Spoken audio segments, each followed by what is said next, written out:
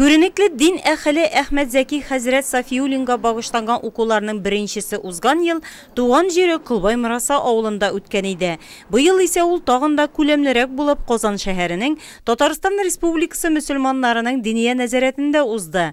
Бөтен Россия фәнни-гамәли конференциядә Иордания университеты профессоры Шейх Габдразак Әс-Сәгъди, Бердәм Дәүләтләр Берлеге илләре институтының исламны өйрәнү бүлеге мөдире Илдар Сәфәргалиев, республиканың танылган галимнәре, академиклар Энгел һәм Индус Тахировлар дин әһелләренең катнашуы, Әхмәт Зәки хәзрәт Сафиуллин укуларының дәрәҗәсе, аның әһәмияте бик зур булуы турында сөйли.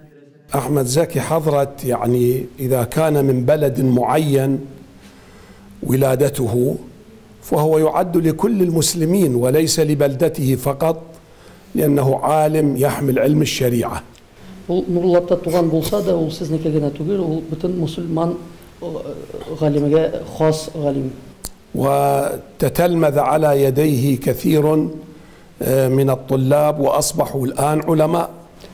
Чөнки ул сәбәпче булды, аның кулыннан зур галимнар чыкты, бик күп галимнарны тәрбияләде. لذلك نأمل من بلده وقريته أن يهيئوا من أولادهم من يكون مثل أحمد زكي حضرت.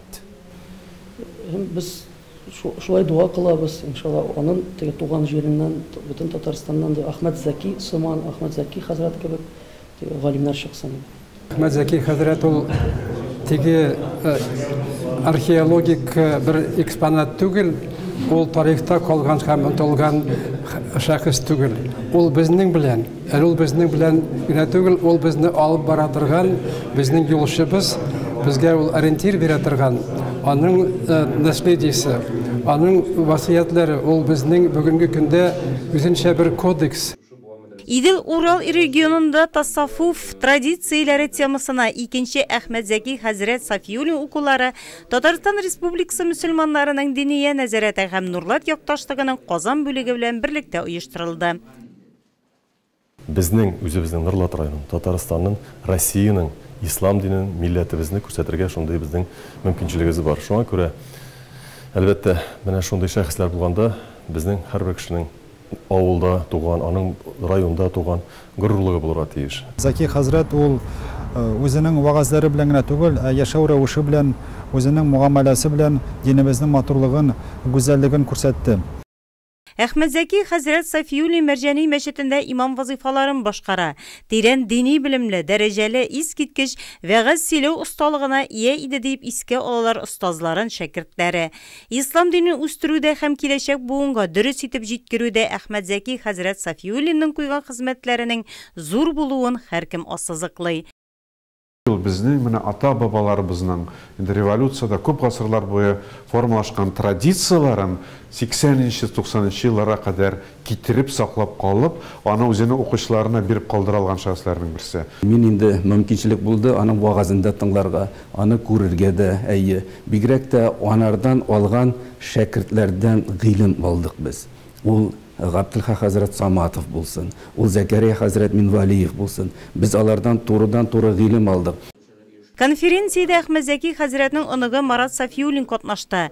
Бабасы исемен йөрткән укуларның республикада күркәм гадәткә кереп бару өчен дин әһелләренә рәхмәтен җиткереп, горурлануын белдерде ул. Минем дәүәти всегда пропагандировал традиционный ислам. Минем дәүәти һәр вакыт традицион исламны пропагандалаган, һәр нәрсәгә хөрмәт белән карау. Аның дингә булган ышанычы, яратуы бүгенге көндә яшь буынны тәрбияләүдә актуаль булып тора. Аның мактанмыйчы, үзен зорга дәрәҗәләмичә, гади кеше итеп үзен күрсәтеп, менә тормыш итүе дә ул безгә бик зур дәрес. Шуңа күрә киләчәктә дә уйлыйм, менә бу Әхмәт Зәки хәзрәт укулары аның бар шушындай тормышыннан үрнәк алып, сыйфатын үзебезгә кабул итеп, бездә ислам динебезне өчен пәйгамбәребезнең сөннәте юлы белән алып барабыз дип өмет итәбез инде. Әхмәт Зәки хәзрәт Сафиуллин 1995 елда вафат була. Аны Яңа Татар бистәсенең зиратына җирлиләр. Фәнни-гамәли конференциядән соң дин әһелләре Әхмәт Зәки хәзрәтнең каберенә барып дуга кылды. Киләсе елга 3нче укулар Әхмәт Зәки хәзрәт Сафиуллин белем алган Кизләү авылы мәдрәсәсендә үткәреләчәк.